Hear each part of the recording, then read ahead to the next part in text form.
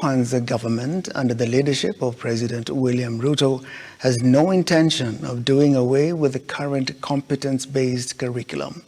Rigathi says President Ruto's administration is only interested in relooking into the CBC program with a view to enhancing its quality and removing sections that do not meet the demands and aspirations of our country.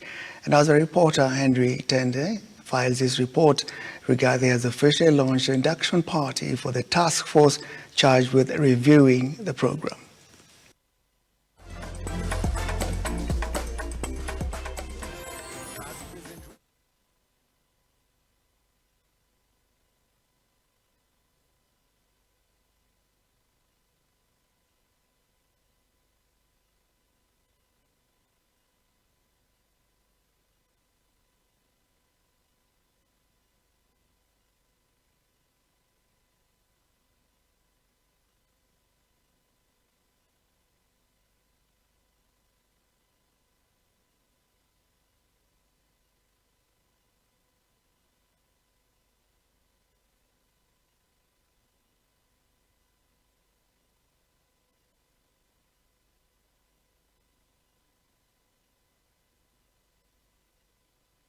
This good team is doing is to look at it, get the views of stakeholders and the people of Kenya to keep and improve what is good and to address challenges of where there could be weaknesses. The 3-day induction will usher in a 6-month experts review of the CBC program.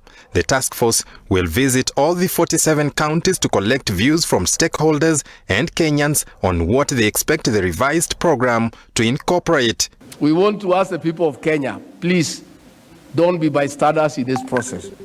Don't wait for the recommendations to be critics. It is time for now. If you have something that you think can help our educational sector, if you have anything you think, put in the recommendations as our reform process to have a better education system for our children, it is a time for you to come out and say so. Gachagua urging all interested parties to turn out in large numbers to engage with the experts.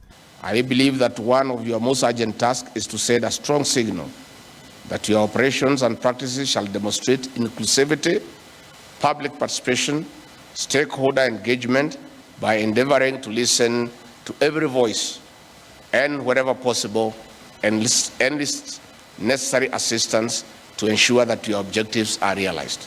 I also want to thank His Excellency the President for having pronounced himself that it is better to focus on the child.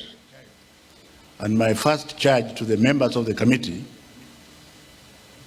is that for whatever decisions that you are going to make, the constant shall be the child. In the same breath, the Education Cabinet Secretary George Magoha has noted with concern the speed with which the universities are coming up in the country. The CS says this has financially crippled the funding of the higher learning institutions. Why are we having 3-4 universities in a township, and then you make it worse by creating other branches in other townships, and everybody is quiet because it is not politically correct? I think His Excellency President William Samoei Ruto has given you the opportunity as the technocrats to pronounce yourself on this matter. I want to see whether you are bold enough, because the universities are dying because they are underfunded and they are thoroughly fragmented. Once the task force is complete with its work, it will forward its recommendations to President William Ruto that will inform the next course of action in respect to CBC curriculum. Henry Tende, Look Up TV.